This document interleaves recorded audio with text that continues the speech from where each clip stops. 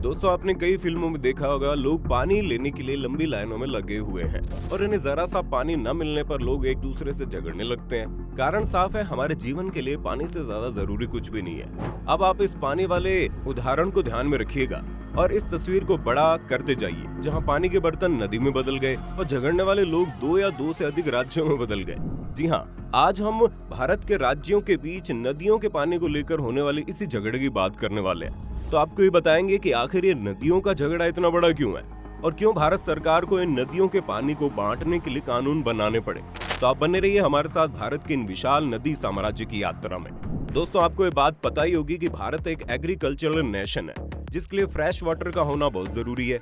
इसी जरूरत को पूरा करती है हमारे देश में बहने वाली ये नदियाँ, जिनके पानी और बहाव की वजह से भारत की कृषि प्रधानता बनी हुई है। लेकिन इन नदियों की दिक्कत ये है कि ये नदियाँ कई सारे राज्यों से होकर बहती है। अब जिस भी राज्य में कोई एक नदी जाती है, वो राज्य उस नदी के पानी पर अपना पूरा अधिकार चाहता है। इसी पूर्ण अधिकार और ज्यादा पानी के लालच में ये राज्य आपस में लड़ते रहते हैं। और हैरानी की बात यह है कि एक दो नहीं, बल्कि इस झगड़े में भारत के आधे से ज्यादा राज्य शामिल है और उनके बीच ये लड़ाई बहुत ही सीरियस है। इसका कारण ये भी है कि इन सारे नदियों के फ्रेश वाटर सोर्स से सिर्फ दुनिया का 4% ही पानी पाया जा सकता है, जबकि यहाँ पर दुनिया की 17% पॉपुलेशन रहती है। इसी कारण ये झगड़ा बढ़ती पॉपुलेशन के साथ बढ़ता जा रहा है। इस वीडियो में हम आपको भारत की सभी नदियों के झगड़ों को तो नहीं समझा सकते, इसलिए हम कोशिश करेंगे आपको दो मेजर डिस्प्यूट के बारे में बता सकें। Number 1, Narmada river dispute. दोस्तों, नर्मदा भारत की उन चुनिंदा नदियों में से एक है जिसका जिक्र पूरे भारत में किसी न किसी कारण से होता रहता है। मध्य प्रदेश के अमरकंटक से निकलने वाली नर्मदा एमपी के 12 जिलों से होती हुई महाराष्ट्र और फिर गुजरात के वडोदरा के रास्ते अरेबियन सी में जाकर खत्म हो जाती है। करीब 1312 किलोमीटर की लंबाई वाली ये नदी भारत की 5वीं सबसे बड़ी नदी है, जिसके साथ करीब 41 सहायक नदियां मिलकर करीब 1 लाख वर्ग किलोमीटर का रिवर बेसिन बनाती है, जिसके तहत भारत के करीब 1.6 करोड़ लोग आते हैं। इस नदी को अगर आप देखें तो ये नदी ईस्ट से वेस्ट की तरफ जाती है, जिसमें सबसे ज्यादा समय में ये एमपी से गुजरती है। अब आप सोच रहे होंगे कि फिर लड़ाई किस बात की? तो लड़ाई इसलिए क्योंकि इस नदी के पानी पर मध्य प्रदेश, गुजरात और महाराष्ट्र तीनों अपना अधिकार जमाते हैं। चूंकि नर्मदा के पानी में बहाव ज्यादा होने के नाते वो भारत की अन्य नदियों से ज्यादा सार्थक है बिजली उत्पादन में। इसलिए आजादी के बाद सरदार पटेल ने ये इच्छा जाहिर की कि इस नदी पर एक डैम का निर्माण हो। पटेल की मौत के बाद नेहरू ने 1961 में सरदार सरोवर डैम का निर्माण नर्मदा के करने के लिए उसकी नींव रखी और इसी नींव रखने के साथ ही शुरू हो गए नर्मदा पानी के लिए लड़ाई।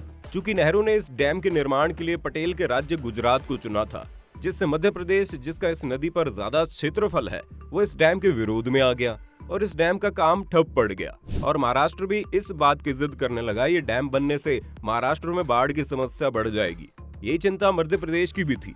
साथ ही कुछ पॉलिटिकल एक्टिविस्टों ने भी नर्मदा पर बनने वाले इस डैम का विरोध ये कहकर किया कि डैम नर्मदा के इकोसिस्टम को भारी नुकसान पहुंचाएगा, जो कि आगे चलकर एक मूवमेंट भी बना, जिसे नर्मदा बचाओ आंदोलन के नाम से जाना गया, जिसमें मेधा पाटेकर का नाम सबसे प्रमुख था। खैर, केंद्र सरकार ने नर्मदा पर होने वाले इन विवादों को सुलझाने के लिए NWDT यानी कि नर्मदा वाटर डिस्प्यूट ट्रिब्यूनल नाम की एक संस्था का गठन किया, जिसने करीब 10 साल के बाद अपना फैसला सुनाया, जिसके तहत ये कहा गया कि डैम तो वडोदरा गुजरात में बनेगा और इस डैम से आने वाली बाढ़ से प्रभावित लोगों को मुआवजा गुजरात को देना होगा।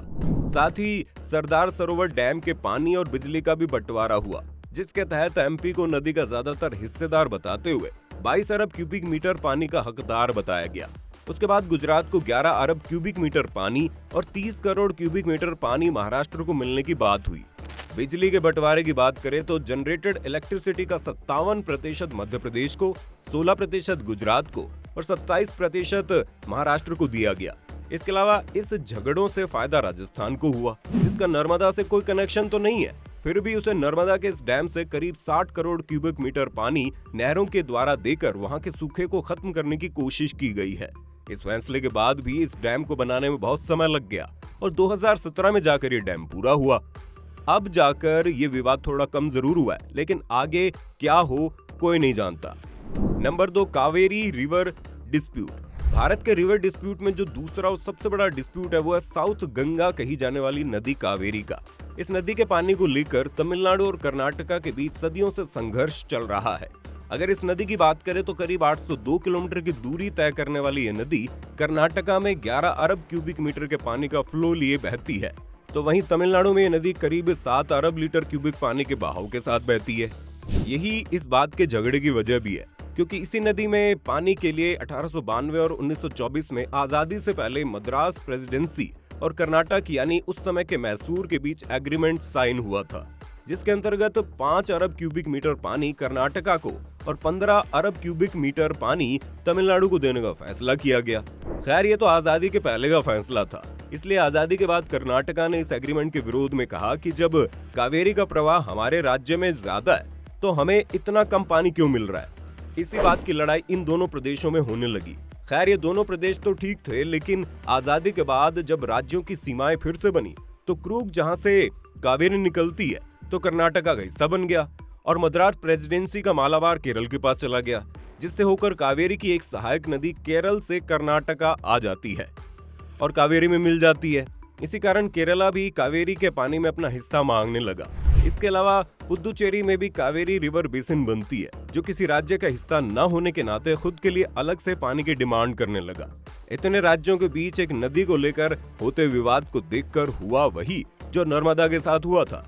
दशकों के संघर्ष को खत्म करने के लिए कावेरी के लिए CWDT यानी कावेरी वाटर डिस्प्यूट ट्रिब्यूनल का गठन 1990 में किया गया, जिसने इस मामले को सुलझाने में 17 साल लगा दिए।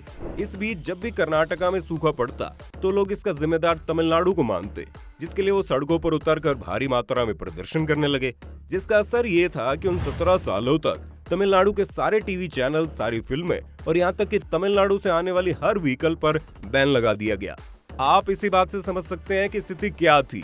बाद में 2007 में CWDT ने अपना फैसला सुनाया, जिसके अनुसार 11 अरब क्यूबिक मीटर पानी तमिलनाडु को, 7 अरब क्यूबिक मीटर पानी कर्नाटका को और साथ ही 84 करोड़ क्यूबिक मीटर पानी केरला को, 19 करोड़ क्यूबिक मीटर पानी पुदुचेरी को देने का फैसला किया गया। इस फैसले से कर्नाटक और तमिलनाडु दोनों आपस में खुश नहीं है और वो भी आपस में एक दूसरे का विरोध करते रहते हैं, जिसके कारण कर्नाटका द्वारा बनाए जा रहे एक डैम का तमिलनाडु लगातार विरोध कर रहा है। इसलिए कहा जा सकता है कि ये डिस्प्यूट आज भी जारी है। दोस्तों, आज इन दो रिवर डिस्प्यूट के जरिए हमने कोशिश की जानने की और आपको समझा सके कि भारत में नदियों को लेकर क्या संघर्ष चल रहा है। इन दोनों के अलावा महान नदी रावी, व्यास और बहुत सी नदियों को लेकर कई राज्य एक दूसरे से लड़ते नजर आते हैं। जैसे भी हो, हम यही चाहेंगे इस विवाद को जल्द सुलझा लेना चाहिए। आपके इस विषय पर क्या राय है, कमेंट में बताना।